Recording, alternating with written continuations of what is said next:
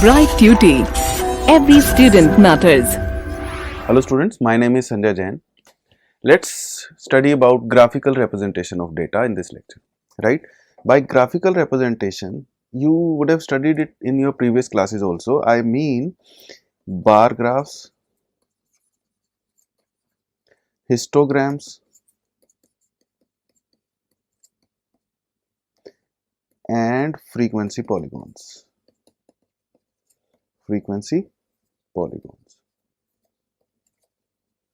You would have studied about these graphs in your previous classes also, but let us do some questions and revise all the concepts that we have learned till now, and we will learn some new concepts also while doing that. So let us first of all take this example here.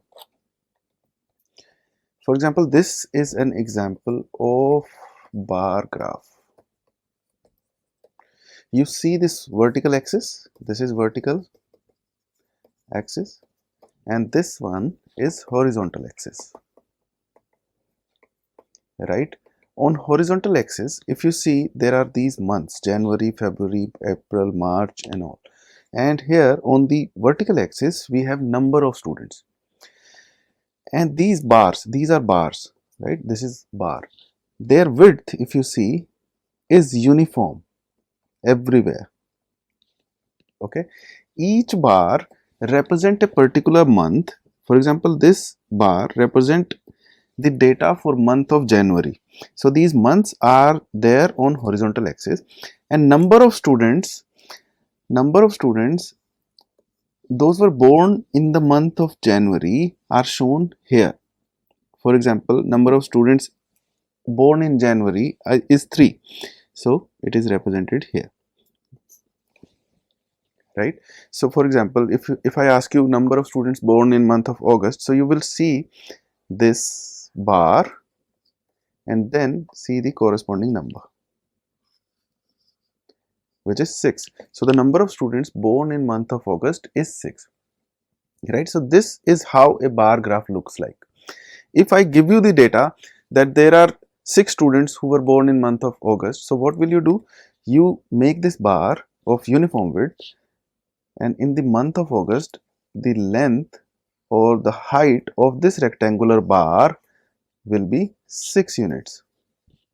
Okay, obviously you will take a suitable scale on horizontal axis as well as vertical axis. When I say suitable scale, I mean depending on the data. For example, you just had data number of students around 6, maximum number of students who were born in a particular month was 6. So we started this 1, 2, 3, 4, 5, 6 and 7. If the number of students were 100, then you would have taken a suitable scale like that: 10, 20, 30, 40 and up to 100, right? So you choose your scales and keep those scales uniform. What I mean is, if you take 10 here, this much space you give for 10, the same space you have to give for 10 to 20, then 20 to 30. Okay, you have to maintain that width. And here on horizontal axis also, if you are representing month of January by 1 centimeter of width, then you represent month of February by 1 centimeter of width. Okay, now what is the usage of these? When you look at this bar graph, you can clearly see the maximum number of students born, which is the highest bar, this one. So maximum number of students were born in the month of August. Okay, minimum number of students out of these data of 40 students were born in the month of June, because this bar is lowest in height. Okay, so just by looking at this bar graph, you can interpret the data. That is the usage of bar graph. Now, how many students were born in the month of November? So you just go to the month of November and then corresponding height, you just look at the vertical axis. So the answer will be 4 students. Okay, in which month were the maximum number of students born? We have already discussed it, the month of August. Okay, all right. A family with a monthly income of rupees 20,000 had planned the following expenditures per month under various heads. So the family planned that they will spend on grocery 4,000 rupees. This is in thousands, right? They will spend on rent 5,000 rupees. On education of children, they will spend 5,000 rupees, and so on. We need to draw a bar graph for this data. Now, let me draw this graph here. I will require a vertical axis, a horizontal axis, right? So, on the horizontal axis, I will have these uniform widths of 1 centimeter each, let us say. I require 1, 2, 3, 4, 5, 6, 7 bars, right? So let us say this is 1, this is second one, I'll represent third one here, fourth one, fifth one, sixth one,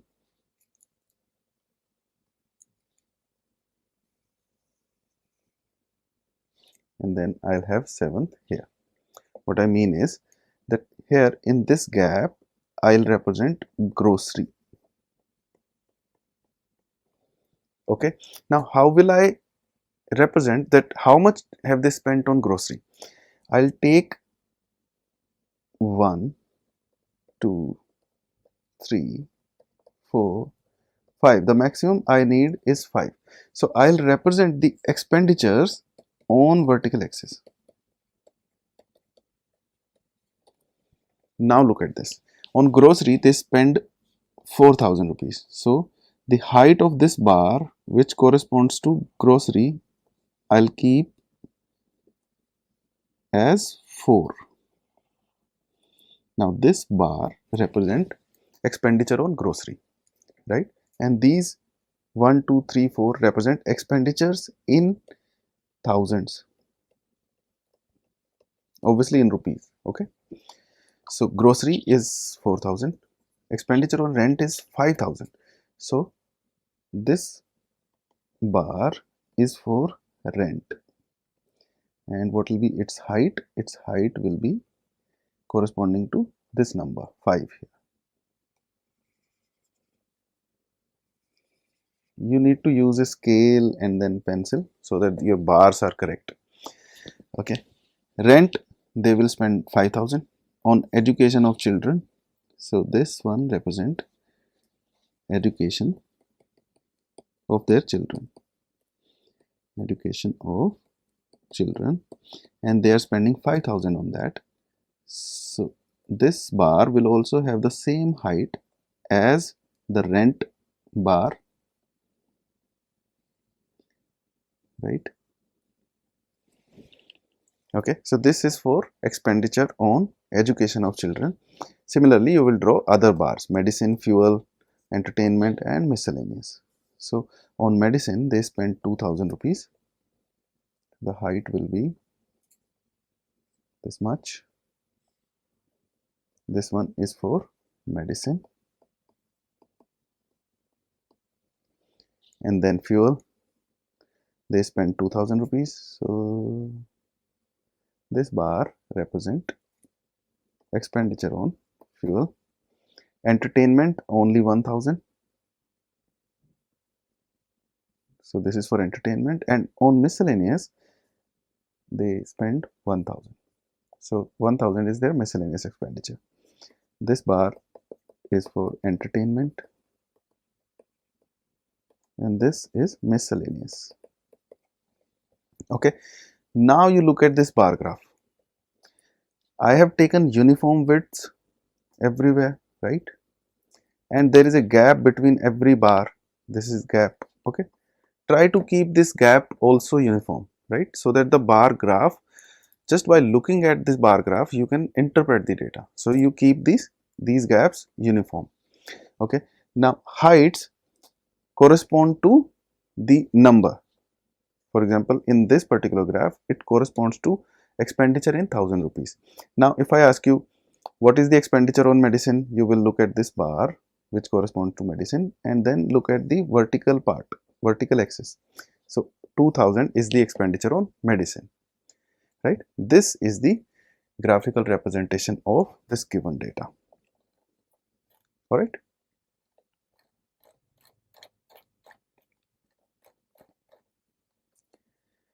A teacher wanted to analyze the performance of two sections of students in a mathematics test of 100 marks.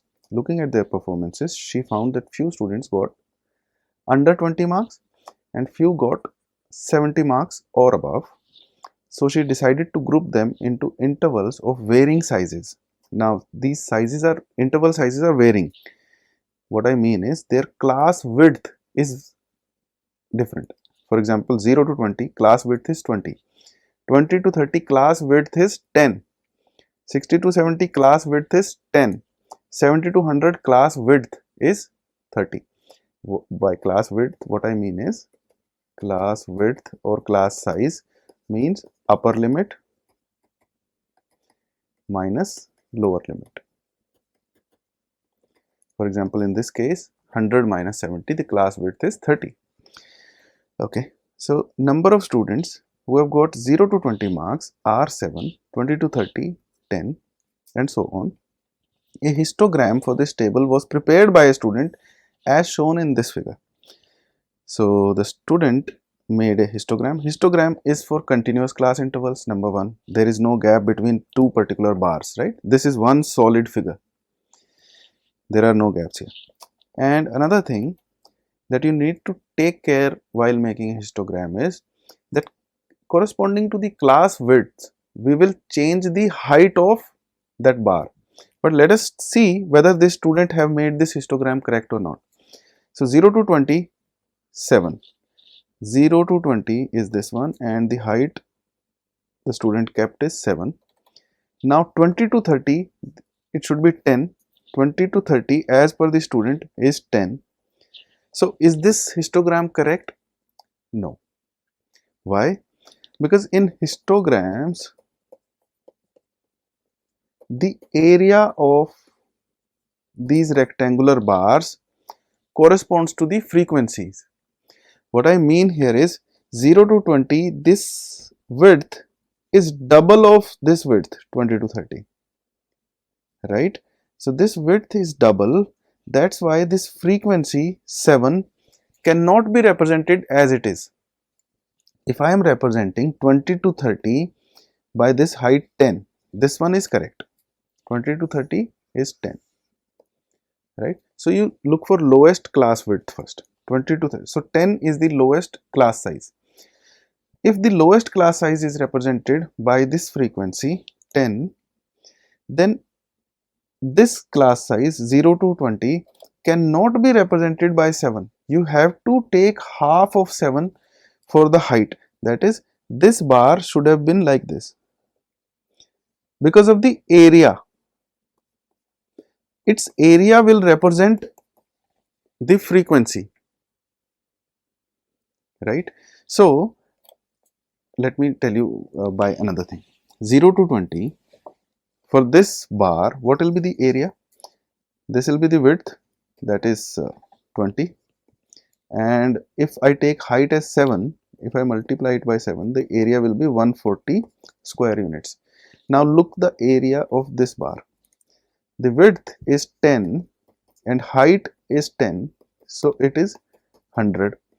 This area is lesser than this area, whereas the frequency of this class is higher than this class. So how can it be true? In histograms, the area of these bars is important. So for lower frequencies, the area has to be lower, and for higher frequencies, the area has to be higher for that bar. Now, what is wrong in this? The only thing that is wrong in this is that if you maintain this width everywhere, then you can directly represent the frequencies as given frequencies. But if the width is changed, now in this width is double of this class, right? So its frequency, given frequency, has to be halved.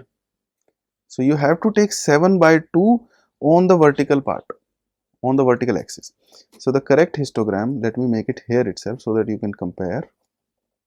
Over this graph that student has prepared.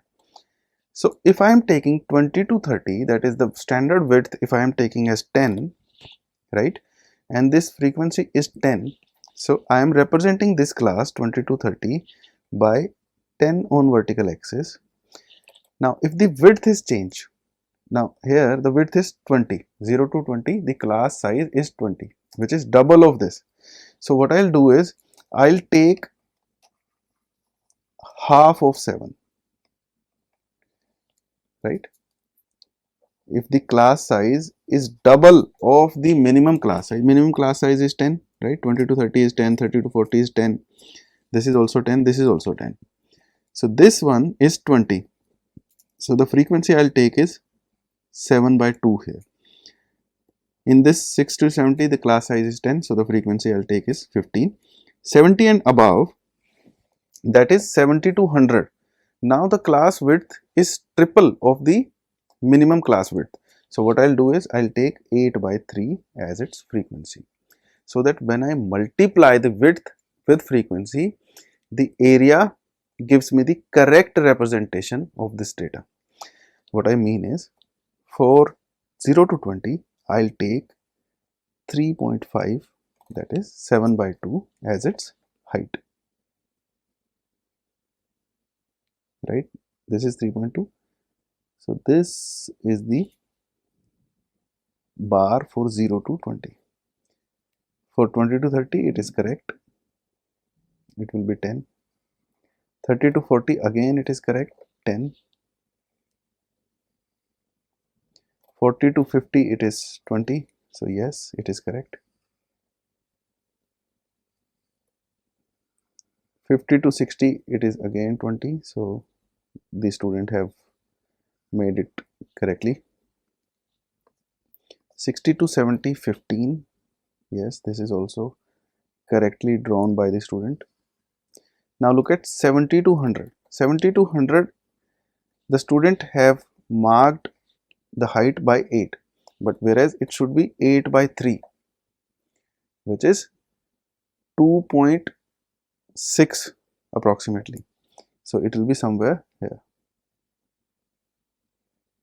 This should be the height of this bar, right? Why? Because the area of this bar cannot be greater than the area of this bar, because the frequency here between 60 to 70 is more than this one, and the frequency is directly proportional to the area of these rectangular bars in a histogram. This is what you need to take care, right? If I would have taken the bar height of this bar 70 to 100 as 8, what would have been the area? The width is 30, and the height, if I take as 8, it would have been 240. And what is the area here? 10 into 15, that is 150, which is much lesser than this, right? Whereas it should have been more than this, because the frequency is more here. So to correct this anomaly, to correct this flaw, what I have done here is I have divided this by 3, this 8 by 3, because this class width is triple of this. So I have to divide this 8 by 3. So it will give me 240 by 3, that is 80. Now it is lesser than this, and this representation that I have made is correct now. Okay, so you need to take care of this while drawing the histograms. The class widths are really important. Okay, now we will talk about frequency polygons. Consider the marks out of 100 obtained by 51 students of a class in a test. 0 to 10 marks, 10 to 20, 20 to 30. I am just checking whether these intervals are continuous or not. And what is their class width?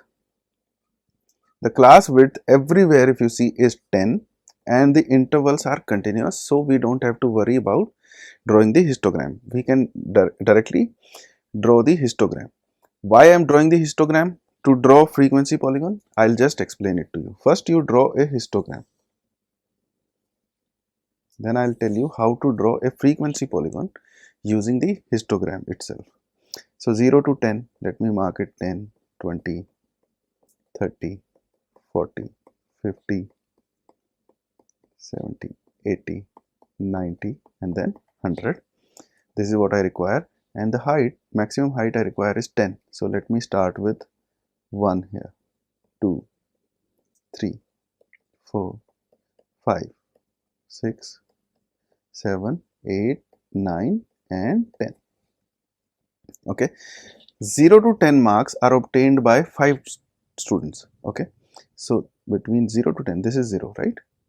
The height will be 5. This will be the first rectangular bar. And 10 to 20, there are 10 students. So the height of the next bar will be 10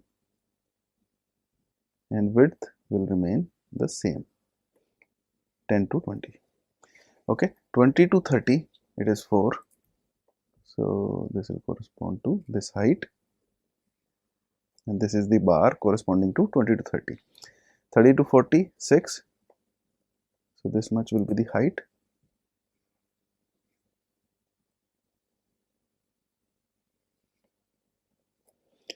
40 to 50, it is 7. So corresponding to this height, I'll take this. I'll draw this rectangular bar. 40 to 50. 50 to 60, it is 3. See, you don't have to change or adjust the frequencies because the widths, class widths are consistent everywhere. They are same everywhere. So I am not changing the frequencies anywhere. 60 to 70, 2.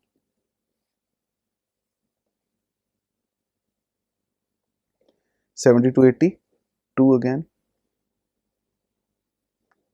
80 to 90, 3.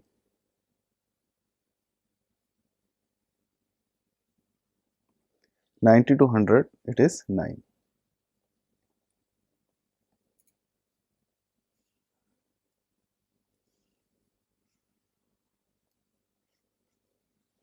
Okay, so this is the histogram. I have still not made or still not drawn the frequency polygon which I am supposed to draw here.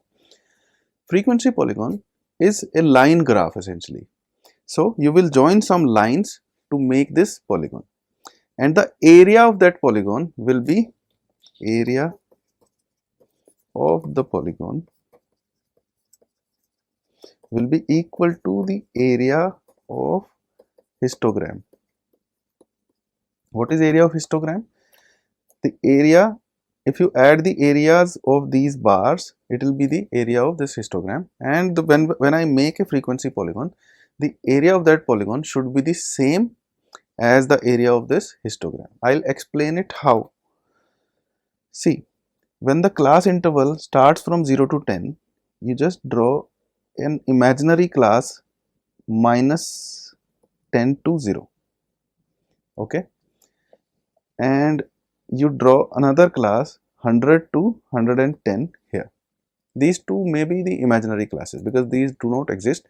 We have just drawn these for our convenience to draw the frequency polygon. See, now take the midpoints of these bars. These, you take midpoint of this line, midpoint of this segment. Similarly, the midpoint here, midpoint.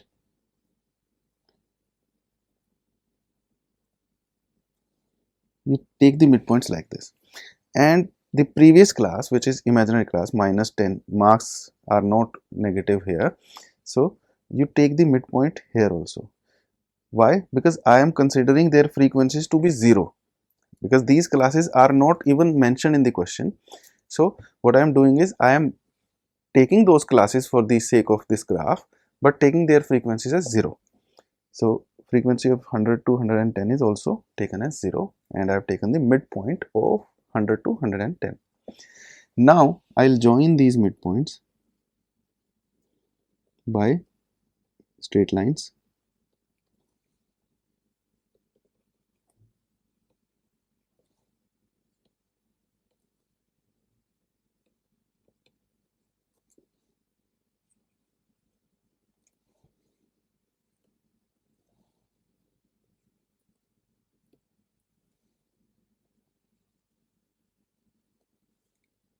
And join it with the midpoint of 100 to 110 class. Similarly, you join this midpoint with this midpoint of this imaginary class that we have taken. Okay. So, how is the area of this frequency polygon equal to the area of histogram? Let me explain it to you using a different color. See, this triangle here is congruent to this triangle. So, this area that is gone from the histogram, this area will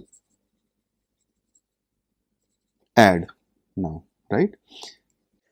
Let us say this area, now this is the polygon, right? Frequency polygon, which is represented by these dotted lines here. The area of this polygon is equal to the area of histogram, which is the sum of areas of these bars, rectangular bars. How is it so? Because this triangle is gone from the histogram, but this triangle is added here in the area, right? And these two triangles are congruent triangles. If you check, when you make it by scale, you will check that these two triangles are congruent triangles. So, if this area is removed from the figure, this area is added here, right? The same area. Similarly, if this area is removed, this area is added here, right? So, there will be no loss of area here, and the area of this frequency polygon that we have made will be equal to the area of histogram, and that is the logic of taking this imaginary class here, because to provide this much area that we have lost here, the area is provided here. Okay, so this is how we represent this data using frequency polygon. Otherwise, if you want to make the frequency polygon directly, you can do that using class marks. For example, this is a class 0 to 10. What will be the class mark? Class mark. What is class mark? It is just the average of upper limit and lower limit. Upper limit plus lower limit divided by 2. That is, the class mark for this class 0 to 10 will be 0 plus 10 by 2, that is 5. And for this class, it will be 10 plus 20 by 2, that is 15. So, for next classes, it will be 25, 35, 45, 55, 65, 75, 85, and then 95. So, these are the class marks. What you do is, you represent these class marks on horizontal axis, and then corresponding to these class marks, you take the point. That is the logic of taking these midpoints. So, if you take 5 here and corresponding point here, it will be the same point which I have taken as midpoint of this segment of the bar, right? So, you will get the same graph even then if you consider these class marks on the horizontal axis and these frequencies on vertical axis. Okay. In a city, the weekly observations made in a study on the cost of living index are given in the following table. So, cost of living index is 140 to 150, 150 to 160, and number of weeks, corresponding weeks are 5 here, 150 to 160, it is 10, right? We need to draw a frequency polygon without constructing a histogram. So, what you need here is class marks, right? So, let me take class marks here. What is a class mark? Upper limit plus lower limit divided by 2. Let me write the class marks here. 140 plus 150 divided by 2 will give you 145. Okay. So, you write 145 here. 150 plus 160 by 2 will give you 155, which is average of 150 and 160, right? So, it will be in the middle of these two, 150 and 160. So, it will be 155. So, 155 here, similarly 165 for the next class, 175 for the next one, 185 and 195, right? And the corresponding frequencies are these, so that you don't make a mistake.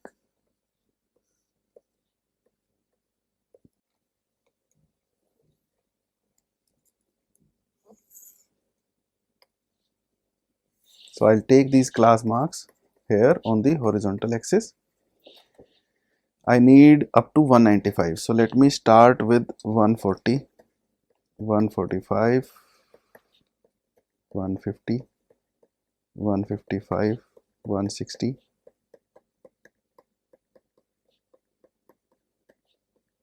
You need to take the uniform width, right? And then take the next one, 200. Okay. So before 140, you don't have to take any class, right? So between this 0 and 140, there is a gap. Okay. So you need to create this kink here, right? This is a kink just to represent that this gap represents 0 to 140, and you don't have to mark these, cuts here. Okay. So this kink represents 0 to 140. Okay. And after 140, you need these class marks to draw your graph. Now 5 corresponds to 145. So we need up to 20. So let me mark it here like this. 1, 2, 3.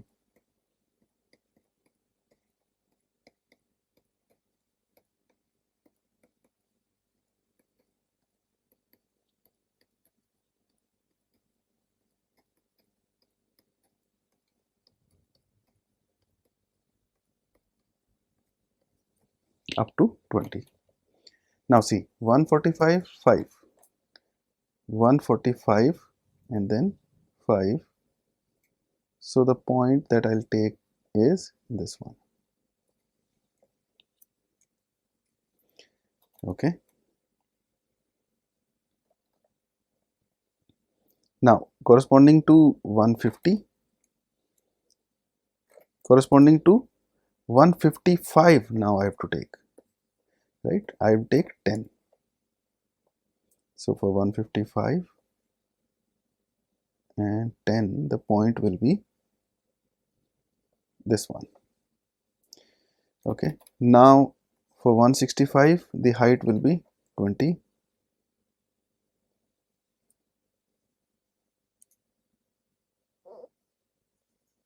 So the point will be somewhere here, right? Now this point represents 165, 20, where 165 is the class mark, 20 is the frequency. Okay. Similarly, you will take for 175, 9. So it will be somewhere here. 185, 6. So for 185, I'll go up to this height, which is approximately 6. You will use the scale and proper graph paper, so you will draw the exact diagram.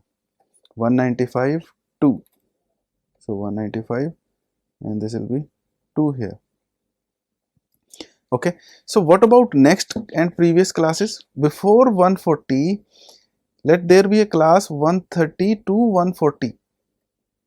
So what will be the corresponding class mark for this class? It will be 135, right? And frequency corresponding to 135, we will take 0.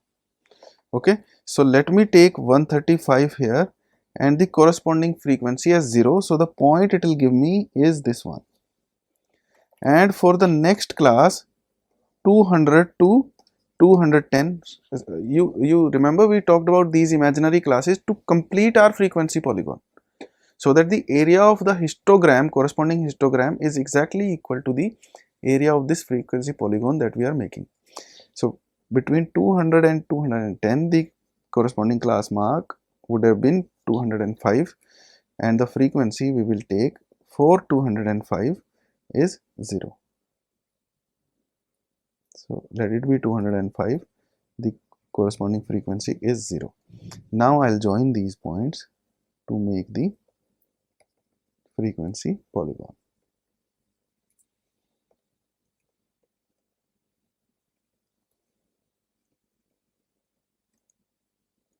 and then finally join it with 205. So this is the required frequency polygon, and this I have drawn without drawing the corresponding histogram. And how did I do that? By considering the class marks. Okay.